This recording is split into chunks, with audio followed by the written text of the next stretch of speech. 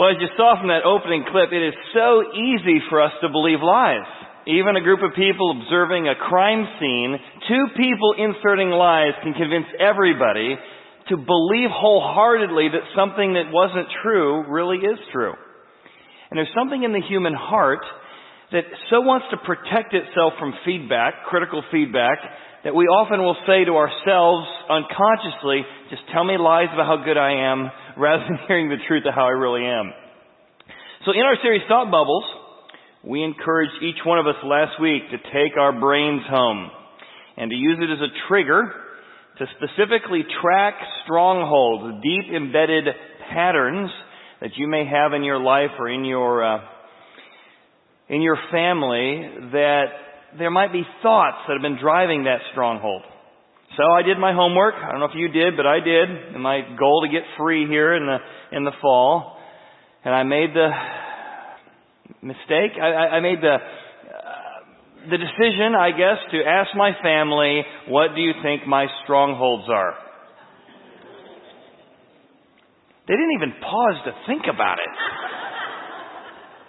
I thought about singing this song, Tell Me Lies, Chad, I can't think of anything. Dad, you're one, oh my goodness, stronghold. So my wife and son immediately, yes, we know what yours is. How can it be so obvious to them? Dad, honey, you can be so impatient. And the speed at which you go makes everyone feel like they can just never keep up with you. Impatience is definitely yours.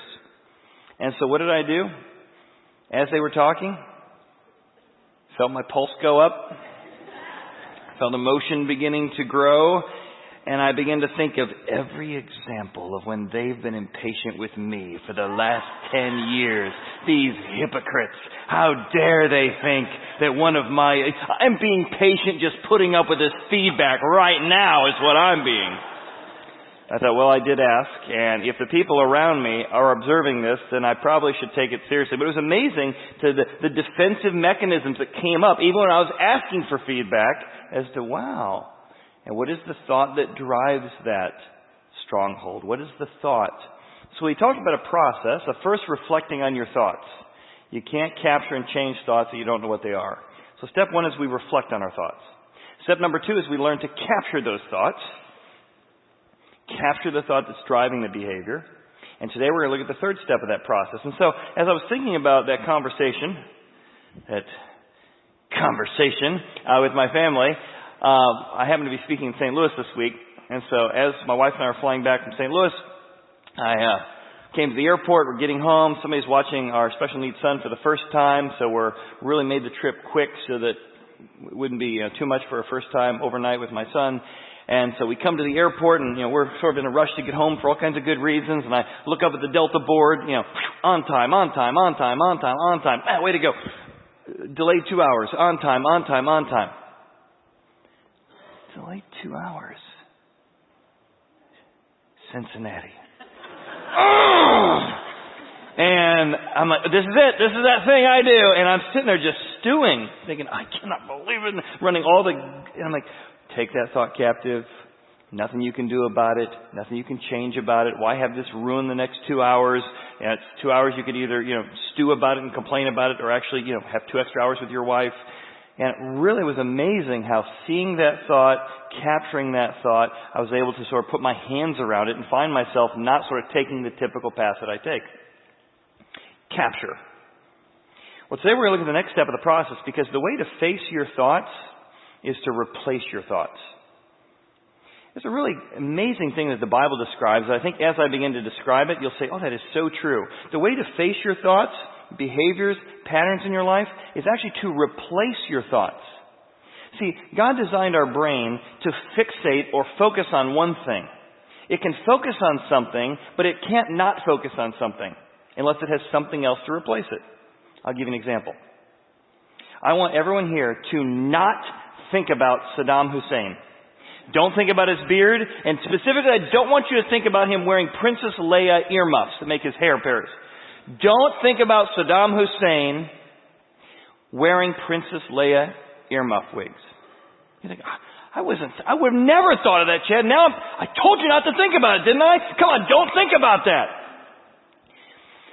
See, often we try and change our behavior by saying, don't do that, don't think about that. And immediately our brain fixates on the very thing we've told ourselves not to do. And that's why the way to face your thoughts is actually to replace your thoughts. Give your heart, give your mind something else to focus on that replaces that. And the same way the Saddam Hussein example gets your mind focused on something wrong, that is also true in personal things as well. When you say, don't be so hard on yourself. All day long, you're being hard on yourself because you're focused on don't be hard on yourself. Be hard on yourself. Don't be so defensive. All day long, thinking about defensiveness. Don't be so negative. You're focused on negativity. Don't complain. Don't be so insensitive. Don't lust all day long. Don't lust, don't lust, don't lust, don't lust after her. Don't lust after that. Don't lust after that car. Don't lust after... What are you doing? All day long, you're actually focused on lust. Don't be so driven. Don't be so driven. Don't be so driven. You've actually got your mind fixated on drivenness, fixated on lust. Don't yell. Don't be so controlling. So the way to face these behaviors and these thoughts, which we all do need to face, is actually to replace them. Give your mind something else to focus on that's not the thing you're trying to avoid. So we're going to 3 steps again today on this idea of replacing thoughts. And I want to tell you, this is a process that is so practical. It works. The Bible endorses it. Science has confirmed it. How do we really replace our thoughts? Step number 1 is that we use put-off thoughts to trigger put-on thoughts. Now, there's no lack in our lives of put-off comments. Oh, that was very off-putting. Oh, this behavior I saw in myself was very off-putting. Boy, that feeling of worry or anxiety, it's just so off-putting. It's taken a hold of my life. But the Bible says when you come across an off-putting comment or an off-putting thought, that should be a trigger to replace it with a put-on thought. Look how the Bible describes it. The Bible says, you need to put off the old man with his deeds. I'll tell you why he says old man in just a second. But in order to put off those behaviors, those thoughts, those patterns you want, and those deeds, that's a very off-putting deed or behavior I have, look at what he says. If you want to get success in that area of getting rid of some old patterns, some old deeds, you need to put on something else. The way you face those behaviors is to replace the thoughts that drive those behaviors. What do you put on? Put on the new man who is, and here's our phrase, renewed in knowledge. That new thoughts, new knowledge, new concepts actually drive new behaviors, new feelings. So if you want to use your put-off thoughts, you go, oh my goodness, I've got to find a new thought to focus on here to drive different feelings and behaviors. Now, this person is renewed in knowledge according to the image of he who created him. Now, you might say, I just don't know if I believe in the Bible. I'm not sure I believe in Jesus. I'm not sure I believe in this whole thing, but I'm at least checking it out. What is this whole old man, new man thing? Well, it goes back to the main message of the Bible. Remember, the gospel means good news, and here's why the main message of the Bible is such good news. So if you believe it or not, that's fine, but just know that don't reject it because it's bad news. Here's what the Bible says. When you come to God and say, God, I believe that I do not live up to my own standards, let alone yours. Jesus had come to earth to forgive you your past, your present, and your future wrongdoing. And so in that moment, you acknowledge you need him to forgive you. And this might seem a little weird, but the good news is coming. It says that God literally comes and lives in you, gives you a brand new spirit, and he sees you at that moment, right now, not when you die, as if you were as pure and as righteous as Jesus. He gives you a new identity. And the process of growing is putting on that new identity. I am forgiven. I am loved. I am cared for. I matter. I am a child of the Most High God who owns the whole world and universe. And that new identity is the new man you put on and say, what would somebody who's fully forgiven do here? What would somebody who's got the maker of the universe holding his back do here? Would somebody who knows that the maker of the atoms in the universe thinks I'm important really be that bothered by what was said, by that gossipy comment? See, when you put on this new identity, it begins to transform all behaviors in your life. Story's told of a king. King one day went into the streets and he saw this peasant who was a bum sitting in the alley, and he came to the bum and he was dressed just horribly and smelled horribly. He says, "Come with me." The bum wasn't sure what to do, but he's like, "Hey, the king asks, I'll go." So he comes home with the king, and as they make their way back, he brings him to this incredible room, huge wardrobe, showers. He says, "This is now your room. You are no longer a bum. You are no longer a peasant. I'm adopting you into my family. You are now a prince of the kingdom. So take off your clothes, get washed up, come feast with us tonight." So the bum takes off his sort of dirty, smelly clothes he's been wearing his whole life. He goes and takes a shower, and he's just cleansed in a way he's never felt cleansed before. And he's just been told he's a child of the king. He doesn't feel like a child of the king. He feels like a bum who took a bath. So he gets out of the shower, and he's got this wardrobe just filled with new shoes and new clothes and new things he could wear. Royal clothes. But he's got the old clothes that he's used to. And so though he just took a shower, he goes and puts on his same old smelly pants and his same old smelly shirt and his same old crummy shoes. And he comes to dinner, and the king said, "Why are you wearing that?" He said, "Well, I'm not good enough for those clothes. They didn't feel like mine. They didn't feel very natural. I put on what I'm used to." And the king said, "Yeah, but those are bum's clothes. You're royalty now. Live, eat, experience the benefits of your new identity." And in one sense, every time we decide to be defensive, it's because we need to defend ourselves. But when we realize we're a child of the king, no matter what my wife or my colleague or my partner or my friend tells me, when I put on a new identity, I go, "That's probably true. Jesus had to forgive me of an awful lot." So instead of being defensive in a conversation, I go, "Thank goodness I've already been forgiven for whatever you're about to tell me, but I'm open. I want to hear it." The new reality of your identity makes you less defensive. More teachable. More open. Less critical. Oh, my goodness, if God was critical of me, I'd really be in trouble. I'm going to be less critical towards you. This new identity is the put-on thought that begins to create new feelings and new thoughts and new behaviors. But like our bum, he's thinking, "Oh my goodness, there's no way I could be a prince," right? The idea that you or I, despite what we know about ourselves, could be seen as a child of God, a full heir to his kingdom, it's hard to get the mind focused on that. But you can begin to train your brain to this new thought and watch how your brain very quickly catches on to the truth of it. I'll give you a quick example. We're going to train your brain real quick to take replacements and quickly begin to incorporate into your thinking. Now initially you're like, "Hey, a 4 is not an A, a 7 is not a T." But your brain pretty quickly began to incorporate and began to read quicker and quicker and make those decisions. In the same way, growing as a Christian or becoming a Christian is finding this reality and then beginning to go, what does a person who's a son of the Most High God feel like here, think about here, behave here? How do I put on these new clothes and these new behaviors consistent with my new identity, given to me freely by the King? And I use my put-off triggers to put on new thoughts. The second thing we do sort of builds on that is that we chase our bad behaviors. I have a few. I don't know if you do. I chase my bad behaviors with replacement thoughts. And here's what Paul says in Colossians. You need to learn how to set your mind on something. Right now your mind is set on a thought whether you know it or not. You haven't reflected on it. You haven't caught it. You need to set your mind on heavenly things, God's thoughts on this issue, not on earthly thoughts. And then he lays this out. He says, if you find bad behaviors in your life, you got to chase those down. And he gives a whole list of bad behaviors, the next part of the Bible.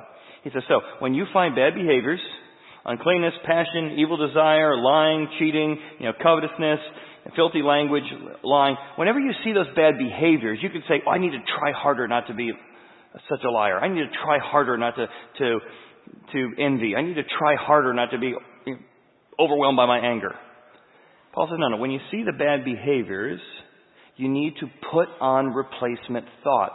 The very next part of the passage, he says, therefore, when you see those bad behaviors, remind yourself you're the elect of God, holy and beloved, and put on some stuff.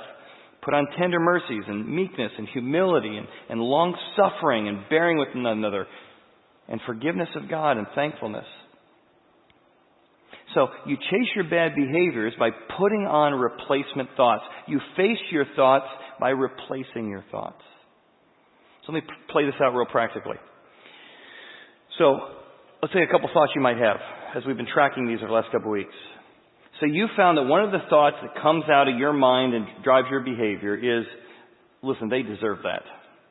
They deserve what I said. They deserve what I did. They deserve that. Or another version of it is, I've got a right to be angry here. I've got a right to speak that way when I'm disrespected by my son, by my wife, by my colleague. I've got a right to, and I shouldn't have to put up with sitting at the St. Louis airport for 2 hours. I should not have to put up with this. My time is too valuable. Somehow I'm in a special category. So when you see those behaviors come out of you, you're supposed to put on different thoughts. Put on tender mercies. So don't not be angry. Instead, focus on how could I put on tender mercies? How could I be tender and merciful here? And here's why the message of the Bible helps. The truth of the Bible helps. I begin to say, the message of the Bible is that God came into history as a human being to be tender toward people who had betrayed him and ignored him and stabbed him in the back. And when you begin to understand or start to believe that God may have done that for you, you see, if God was so tender toward me when I was so obstinate and so arrogant, then maybe I should go and do the same to Delta Airlines. Maybe I should go and do the same to my wife. Maybe I can be tender and merciful because somebody's already done it to me. And that's why it's not just a thought, it's a reality. When you know somebody's been tender and merciful to you, and what's mercy? Not giving somebody what they deserve. So God didn't give me what I deserved.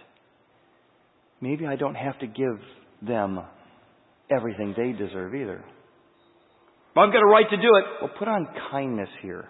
Put on humility, that maybe your time, though it's valuable, maybe other people's time is valuable too.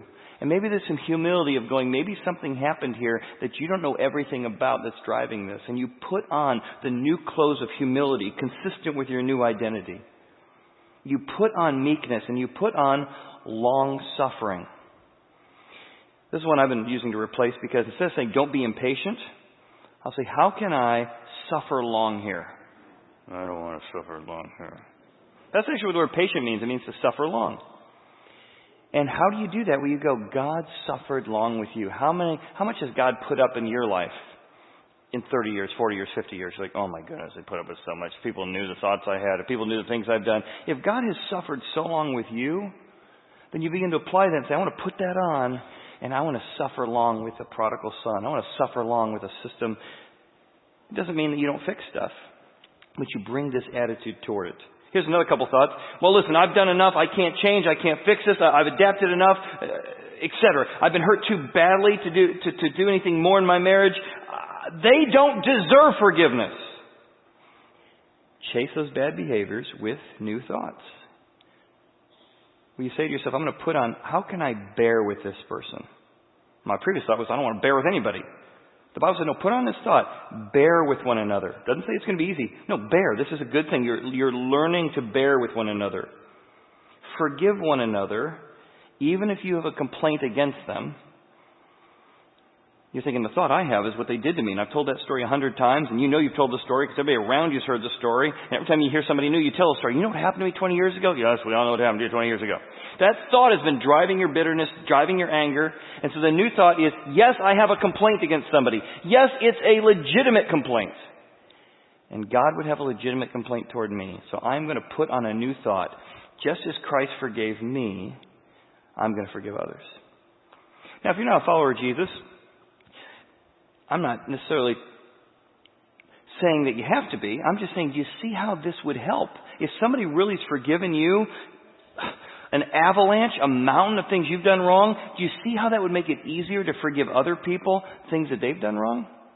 When you're passing on what's been given to you, you've got the power to do it. That's how that thought works. Another one. Well, I've got a right to complain.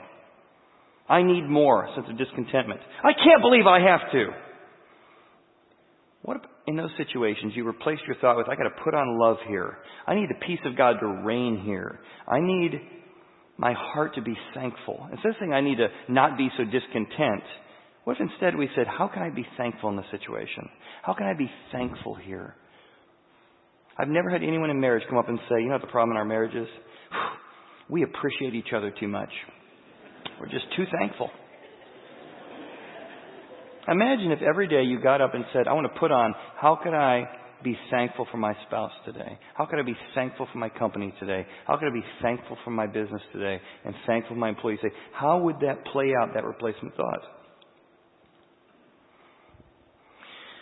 Wayne Huizinga, his father, developed a waste management company and went on to build a blockbuster company. And so his whole life, he always saw his dad, respected his dad, loved his dad, and said the way you get success is through money, through pleasure. He'd invite his buddies out. They'd meet at the airport. He wouldn't even know what they're doing on a Friday. And he'd fly, he and his buddies, all to Paris, spend 3 days, doing anything and everything, and come back. And after years doing this, he just realized that the thought he had, money would make you happy, pleasure would make you happy. He had some good times, but it wasn't ultimately fulfilling what he wanted and what he longed for. So, well, maybe this thought isn't driving it. So one day he invited his buddies to go out. And it was, again, another Friday weekend, and they flew, and he got a personal tour on a nuclear submarine. So he and his buddies crawled down the hatch, and as they're there, there's the commander, the captain of the sub, and he just had never seen a guy with such courage, never seen a guy with such authority, and yet he had authority mixed with tenderness and approachability. So as they spent a couple days on the nuclear submarine, Wayne turned to the captain and he said, I can ask you a question. You seem to have it all figured out. You seem to have purpose and meaning. You've got the command attention on a nuclear submarine. You've got people, men who respect you. This is what I've been looking for my whole life. How did you get it? And the captain said, well, it's because of my manual. Your manual?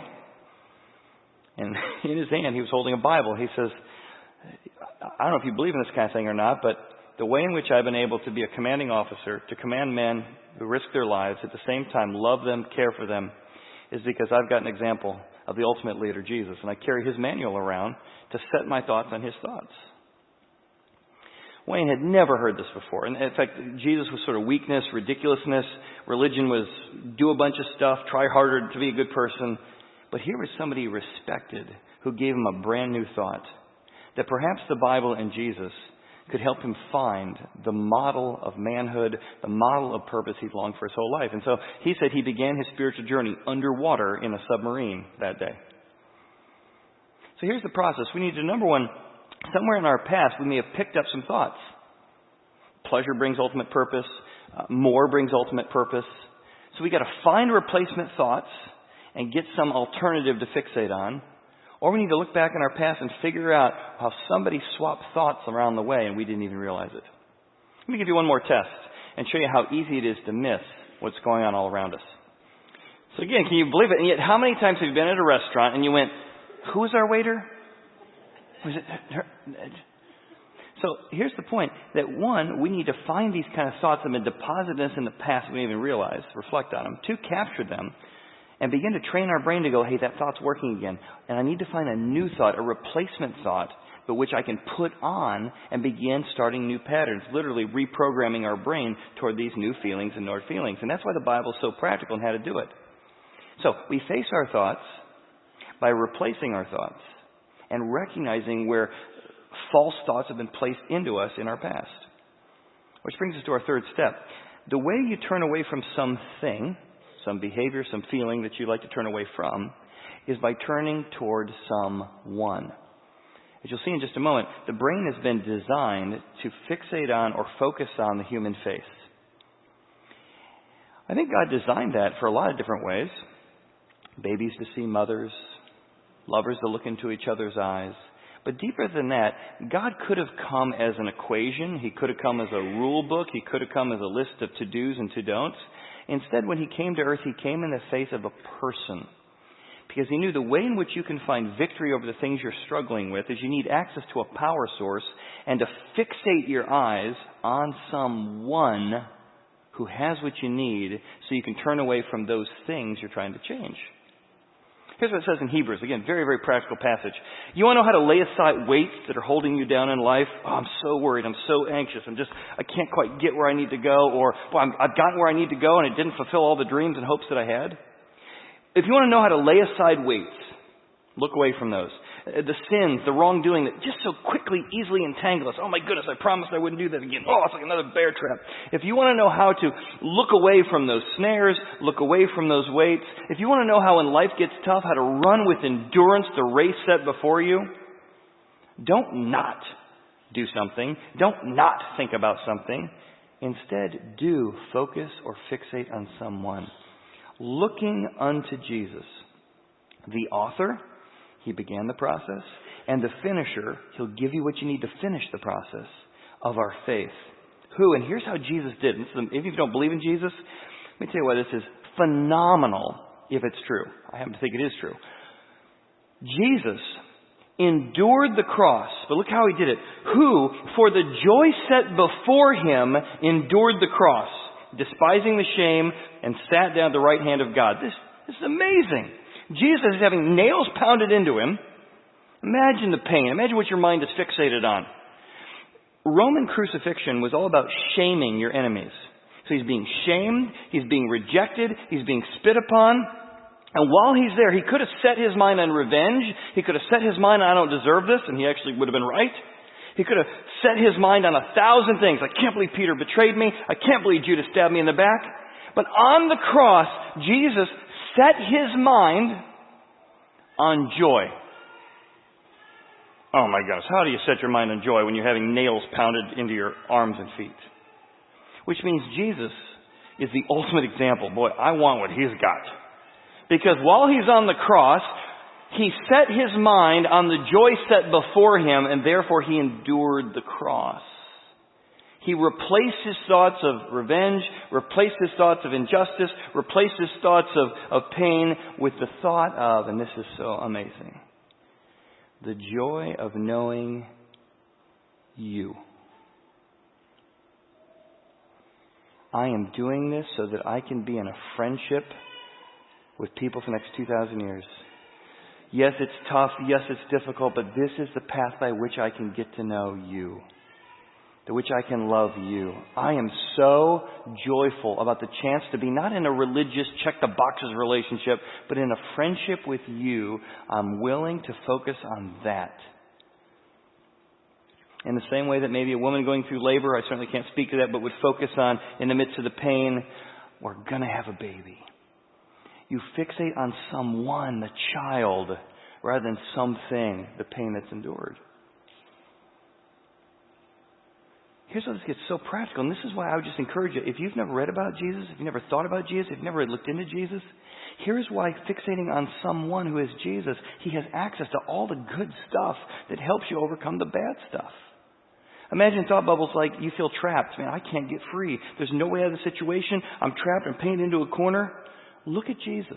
The guy's on a stinking cross. This is game over. This is the end of the movement. There's no way out of this. The Romans got him, most powerful people in history at the time. And you go, oh my goodness. Jesus entrusts Himself to God. And not only was the cross not His worst hour and His worst chapter and the end of the story, it was the beginning of the story of His message spreading all over the world. If God can do that with that, I want some of that in here when I feel trapped. You feel guilt? You've grown up with a big blanket of guilt because you've tried to constantly just do the right thing or avoid certain things. You say to yourself, I'll never forgive myself for what I did. Look at Jesus on that cross. Look at Him being scourged and whipped. And ask yourself, you're whipping yourself. I'm such a bad person. I can't forgive myself. Oh my goodness, I got to make up for that. Look at Jesus. Wasn't He whipped enough? They literally ripped the meat off His body and had to flip Him over because there was no meat left. So that's gross. Look at it for a second, because you're beating yourself up as if that wasn't adequate. When you look at Him, you go, oh my goodness, that was adequate. I'm not adding anything else to His beatings by beating myself up. So I'm going to choose to believe that His beating was enough. And that new thought's going to rescue me from self-hatred, from guilt, and from shame. Shame, if anyone ever knew about this, Guess what? God does know about it. And he says, despite knowing about it, he thought about being in friendship with you while he was on the cross. You might say this is a long process, this is a race with a big endurance on how I'm going to put up with this. Look to Jesus and say, oh my goodness, he was able to endure the long process of crucifixion so that he would know that God would raise him to the right hand. And God, if you'll do that with him, I want some of that in my life. You say, hey, there's no purpose. This is meaningless suffering in my life. There's no purpose here. Put on a new thought. What if God could work all things together for good? Even if I don't understand it and don't even like it, what if I could trust in this circumstance that God could bring about his purposes? See, the way you turn away from some things, you focus on someone. And like I said, our brain is designed to recognize faces. And I think that's why God came as a human being. Yes, to substitute for us. Yes, lots of theological reasons. But also because, by focusing on him, we could be transformed. Watch again the brain science behind how our brains are designed to focus on someone. Isn't that interesting? Your brain is wired to see human faces and to see what it expects to see. And so many of us are like, listen, I focused on rulemaking, I focused on religion, I stood up, I sat down, I did all kinds of religious activity, but I never really focused on seeing Jesus. Or we said, I've heard about Jesus, I've seen the Christians, and you saw a distorted version of Jesus from some religious people, and you gave up on it, and I don't blame you. The worst advertising for Jesus is his followers, sadly. But I would say push past the distortions and say, I want to look at the original. I want to get back and see somebody who was able to accomplish what he did in history. So here's our takeaway today. I want to get real practical. I want you to try and face one thought and replace one thought. So I'm going to put lots of verses up here, but this isn't for you to write them down, except maybe write an address down for one you think is key.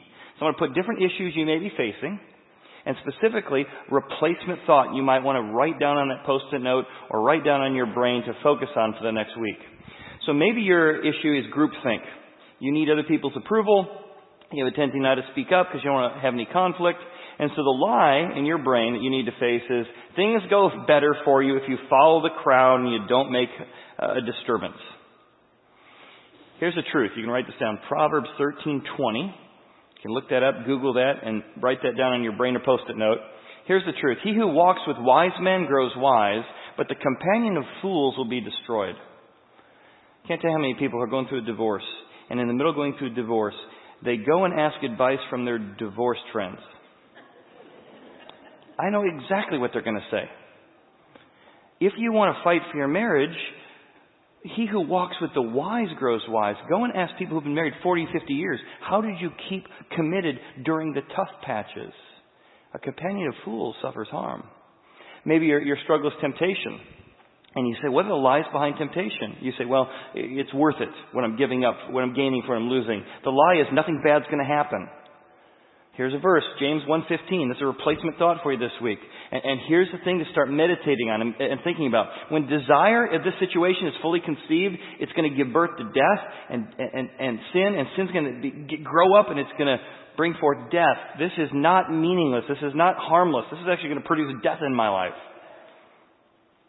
Talked to a guy a few weeks ago at a Saturday service. He said he's got a friend, a brother who's struggles with alcoholism. He said, it's not a big deal. I'm not hurting anybody.